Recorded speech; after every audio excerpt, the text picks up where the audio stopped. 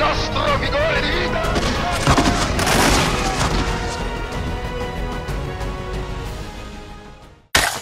Bonjour à toutes et à tous, c'est la rentrée de la chaîne et directement on revient aux choses sérieuses. Pour ce premier épisode de cette nouvelle saison historique, nous allons parler direct, nous allons parler guerre. Parlons guerre, mais parlons surtout guerre de religion. En effet, nous allons découvrir ensemble les troubles que vivait l'Église avant la rupture avec le protestantisme, puis nous allons découvrir pourquoi les guerres de religion ont duré aussi longtemps, et tout simplement pourquoi elles se sont déclarées en Europe suite à la réforme de Martin Luther. Allez, on se retrouve juste après ça.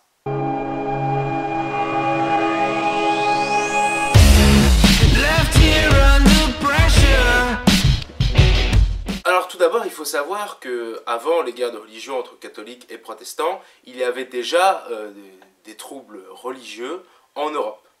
Alors donc l'Église, par exemple, subissait différents mouvements sécessionnistes, entre guillemets, notamment en Italie du Nord, comme repris dans le film Au nom de la rose. Ces mouvements sectaires faisaient leur beurre sur les mauvaises conditions économiques pour former des révoltes et en fait provoquer des pillages, etc. Également en France, on va voir le fameux mouvement des Albigeois, qui était également un mouvement dissident du catholicisme, qui va se terminer par les sanglantes croisades contre les cathares, qui vont mettre fin à son existence. Néanmoins, ces événements et ces mouvements sectaires ne sont pas de nature à remettre en cause réellement le pouvoir papal. Les premiers qui vont vraiment provoquer des troubles internes importants à l'Église sont les mouvements lancés par deux théologiens, John Wycliffe, un religieux anglais, et le fameux mouvement lancé par Jean Hus, un religieux tchèque. Alors Jean Hus, en gros, c'est un peu le prédécesseur du protestantisme.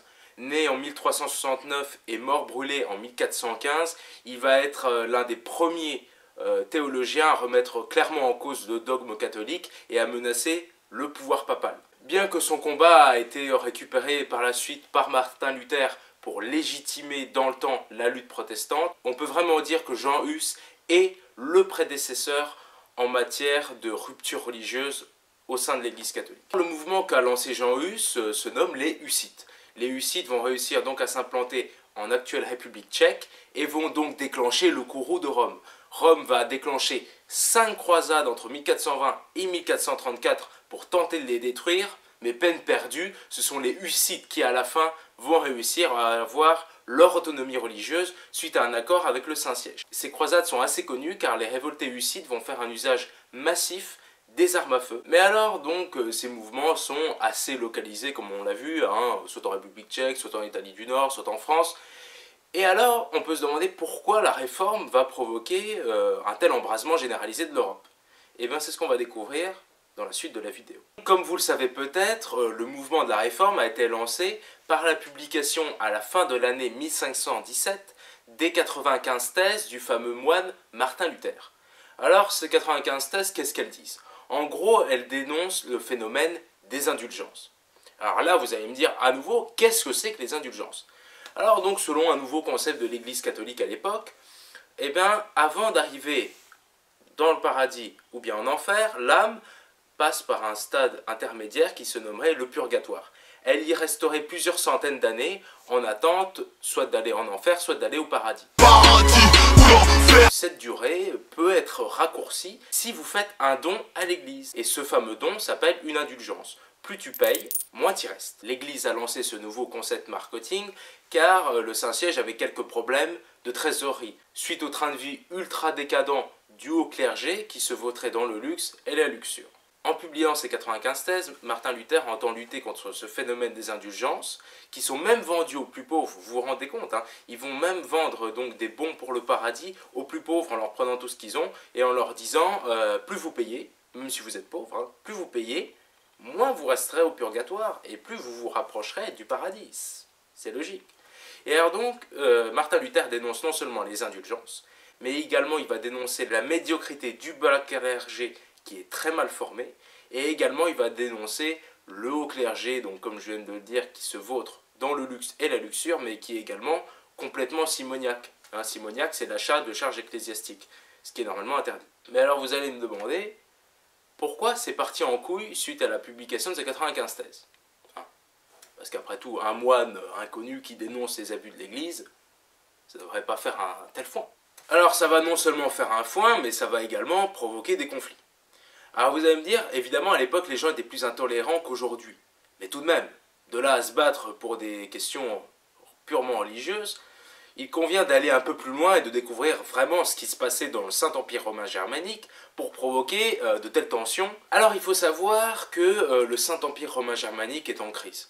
Le Saint-Empire n'est plus vraiment uni et progressivement on voit la montée d'un sentiment patriotique germanique en opposition à la tutelle de Rome qui est plus forte dans le Saint-Empire à cause de la proximité entre l'empereur et le Saint-Siège. En effet, l'empereur était défenseur du catholicisme et était donc très lié à Rome et donc souvent ça provoquait des tensions. Parfois le pape ne voulait pas couronner l'empereur car il ne le jugeait pas légitime et pour des raisons politiques diverses. Le mépris pontifical pour la Germanie dans son ensemble, plus la montée d'un sentiment national germanique, plus l'incompétence notoire du clergé vont être à l'origine de l'écho incroyable que va rencontrer Luther lors de la publication de ses thèses. En plus de ces données politiques, il y a également des données économiques. En effet, à cette époque, la situation économique du Saint-Empire n'est pas au top. Dans l'Est, on voit un retour du servage qui va d'ailleurs être perpétué en Russie jusqu'au début du XXe siècle, et dans l'Ouest, de nombreux acquis des communautés villageoises vont être remis en cause par la noblesse terrienne qui désire augmenter ses bénéfices qui sont alors en berne. On peut dire que la réforme va servir tout le monde. D'un côté, elle va servir les puissants qui désirent botter le cul des hommes de Rome, et d'un autre côté, elle va également servir de prétexte aux plus modestes pour chercher une indépendance, une plus grande autonomie vis-à-vis des structures féodales, car le protestantisme disait bien que tout homme était libre. Le pamphlétiste germanique Thomas Münzer va être à l'origine d'une révolte paysanne en Allemagne. En effet, ce prêtre itinérant est partisan d'une réforme radicale et désire émanciper les paysans de la tutelle féodale incarnée par les princes. Il faut savoir que Martin Luther défend les princes. La révolte de Thomas Münzer va être écrasée en 1525, de même que les autres grandes révoltes paysannes que va connaître l'ouest de l'Allemagne entre 1524 et 1526. Ces révoltes paysannes qui vont s'appuyer sur la réforme religieuse vont exprimer en réalité un ras-le-bol social très puissant qui va trouver écho dans le protestantisme, mais que Martin Luther n'assume absolument pas. Vous voyez, c'est un peu le bordel dans tout le Saint-Empire romain germanique, et donc Charles Quint, qui vient de devenir empereur, va essayer, vaille que vaille, de maintenir cet équilibre à la fois religieux, politique, économique, etc. Mais en tout cas, il n'y a plus vraiment de fil directeur dans ce Saint-Empire. L'unité religieuse, qui était la seule unité qui restait encore, vient de voler en éclats. Il y aura certes quelques combats en 1540 qui vont opposer les partisans de Charles Quint et les partisans du protestantisme. Charles Quint va gagner et va donc mettre en place un fragile équilibre qui va maintenir la paix dans tout le Saint-Empire jusqu'en 1618 et le début des fameuses guerres de 30 ans qui vont mettre à feu et à sang la région. Si en Allemagne, la réforme a donc servi de prétexte à l'affermissement de l'identité nationale ou encore à des luttes sociales, en France, la partie se joue différemment. En France, les successeurs de François Ier qui vont avoir à combattre, entre guillemets, la réforme protestante sont des rois en majorité faiblards. François II est complètement décadent, Henri II est soumis à sa maîtresse Diane de Poitiers qui a 20 ans de plus que lui, ça vous rappelle pas quelqu'un ça? Et enfin en gros ce ne sont pas des grands rois. Et alors donc pour combattre l'expansion calviniste qui commence à partir du foyer protestant de Genève et qui se répand dans toute la France, eh ben, il n'y a pas vraiment d'autorité royale forte. C'est ainsi que le protestantisme en France va aller dans le sens de deux grands groupes sociaux.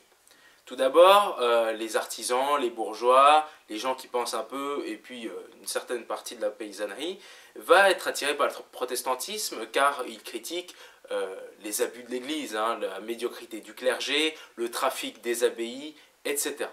Ça concerne donc les classes moyennes, entre guillemets. Et ensuite, les classes supérieures vont être intéressées par le protestantisme car il permet de s'assurer d'une base militante très forte dans sa volonté de conquête du pouvoir. C'est ainsi que de grandes familles nobles françaises vont rejoindre le protestantisme. Je pense notamment à Antoine de Navarre, les frères Coligny, le prince de Condé. Tous ces grands vont se mettre dans la religion protestante, surtout pour des raisons politiques. Les oligarques de tous bords essayent de s'accaparer du pouvoir royal. Si cela peut se faire par le ralliement à une autre religion, cela se fera. D'un côté, on a donc les protestants, et de l'autre côté, on a les catholiques. Les catholiques sont représentés par les grandes familles suivantes. Les ducs de Guise, évidemment, hein, ce sont les princes de Lorraine, qui sont eux-mêmes cousins des Bourbons, hein, les Bourbons qui vont passer au protestantisme, mais de toute façon ils se haïssent, hein, il faut savoir. Et il y a également la grande famille des Montmorency, qui reste du côté du catholicisme. Alors donc ces deux grands groupes politiques vont chacun instrumentaliser leur propre religion pour s'accaparer les places auprès du roi, qui est très faible, ou plutôt auprès de la régente Catherine de Médicis. Alors Catherine de Médicis est une femme intelligente, et c'est ainsi qu'elle voit bien que tout commence à partir en couille, et qu'il faut éviter une guerre. Une guerre civile serait fatale au royaume de France. Et c'est ainsi qu'elle va convoquer une grande assemblée pour rapprocher les points de vue doctrinaux, et cela avec le soutien de son chancelier, Michel de l'Hospital, qui était un homme très modéré, et qui désirait absolument éviter un bain de sang en France. Ainsi, en fin de l'année 1561, va être convoqué le fameux colloque de Poissy. Le colloque de Poissy, c'est un colloque qui fait se rencontrer les théologiens protestants et catholiques. Alors ce colloque se passe sous l'égide du roi. S'il y a un compromis de trouver, cela va renforcer l'autorité royale. Ainsi, tout va être fait pour faire capoter ce colloque et provoquer la guerre civile. D'un côté, les protestants vont arriver tout pompeux, bien gonflés par Calvin qui a dit de ne pas faire de compromis. Ainsi, Théodore de Bèze, leur grand théologien, va tout faire pour provoquer les catholiques. Et de l'autre côté, on a les catholiques qui sont également, d'une part, des théologiens complètement radicalisés qui veulent casser du protestant, et d'autre part, on a les oligarques catholiques, hein, duc de Guise, tout ça, qui ne veulent pas trouver de compromis également, car si un compromis trouvé, ça va renforcer l'autorité royale, et ça risque, par un effet domino, de mettre fin au trafic des biens d'église, et notamment au trafic des abbayes, qui est une source de revenus très importante pour ces princes, et qui sont offerts par le roi. Hein, le roi offrait des abbayes pour un bon service rendu. Ce genre de petit cadeau est très impopulaire. Le colloque va partir en joute verbale pour des raisons théologiques. Finalement, tout va capoter et tout le monde va ressortir du colloque plus excité que jamais. Les épées sont graissées, les fusils sont chargés, la tentative de conciliation française a raté définitivement. Il ne manque plus que le signal de départ pour que la grande baston commence et qu'on puisse enfin se massacrer parce qu'on en a vraiment très envie.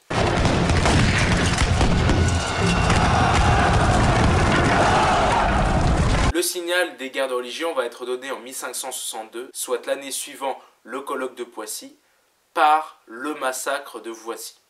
De Voissy, enfin, ça s'écrit Voissy, enfin bref. Alors en effet, le duc de Guise, qui se promenait sur ces terres près de Joinville, va tomber sur une réunion protestante illégale. Alors ça, c'était vraiment incroyable, quoi. Il tombe dessus, quoi. Il était à cheval, il passait, et puis là, il voit une réunion des protestants, là, qui sont en train de faire leurs offices religieux. Ça part en insultes, il paraît qu'il y aurait eu des échanges de lancers de cailloux, bref, il paraît que le duc de Guise aurait été blessé. Ni une ni deux, tous ces spadassins vont massacrer les protestants qui ont osé porter atteinte à la personne du duc, et résultat, bilan, 50 morts, et des centaines de blessés, parmi les protestants évidemment. Alors après ça, la concorde est absolument impossible, et la guerre va commencer. D'une part, le prince de Condé, chef de file des protestants, va s'emparer de la ville d'Orléans, et de l'autre côté, les catholiques vont s'unir entre eux autour de trois grandes figures qui vont former le fameux triumvirat. Saint-André, Montmorency et Guise vont s'unir tous les trois pour sauvegarder le très catholique royaume de France. Antoine de Navarre, hein, comme je l'avais dit, était passé au protestantisme. Mais vu que ce gars est vraiment un imbécile, il va repasser au catholicisme, un troisième changement de religion, et va rejoindre les armées catholiques. Alors Antoine de Navarre, je veux dire, pour moi je le considère comme étant un imbécile, et d'ailleurs sa mort prouve sa grande bêtise. Il était en train d'assiéger une ville protestante, et donc il était dans les tranchées, vous savez qu'on creusait autour des villes, autour des citadelles, pour en faire le siège. Le gars a eu une envie de pisser, Il est sorti de la tranchée, hein, il faut s'imaginer ça comme en 14-18, vous sortez de la tranchée, hein, et vous faites descendre, on est d'accord. Ben, le gars, il est sorti pour pisser de la tranchée, il a commencé à faire ses besoins, et là, un sniper l'a défoncé. Il est mort comme ça, en pissant. Antonio Navarre, c'est un peu le symbole de cette époque. C'est une époque profondément bête, intolérante, et où la religion va être utilisée, instrumentalisée à des fins politiques, par les grands princes qui désirent s'emparer du pouvoir. Et donc, dans cela, ils vont être bien aidés par une populace peu éclairée qui va les suivre hein, comme des moutons. Voilà. Dans le Saint-Empire romain germanique, les protestants et les catholiques ne vont pas s'entretuer tout de suite, hein, contrairement en France.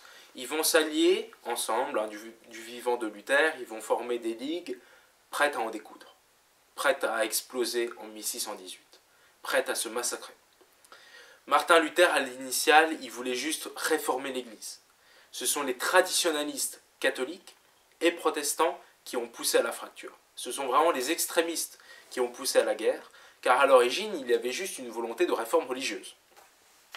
Chacun suivant ses logiques de classe, ses logiques d'intérêt, ses logiques politiques, économiques, chacun va amener aux terribles guerres, aux terribles conflits, aux terribles massacres qui vont traverser l'Europe des XVIe et XVIIe siècles.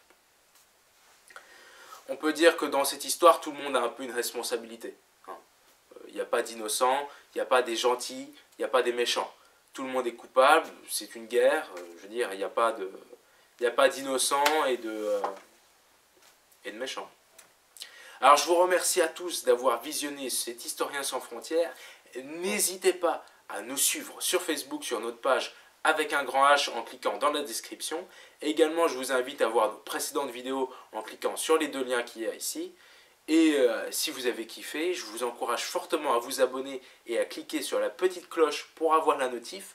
Ça nous permet de compter sur vous pour regarder nos prochaines vidéos. Et ça nous fait très plaisir. Ciao, à la prochaine. Je sais que le pouvoir de l'amour n'est rien face à l'amour du pouvoir. Mon pire ennemi est dans le miroir. Revoir ma Côte d'Ivoire. Tout est écrit dans le grimoire. Le temps est gris noir, difficile d'y voir.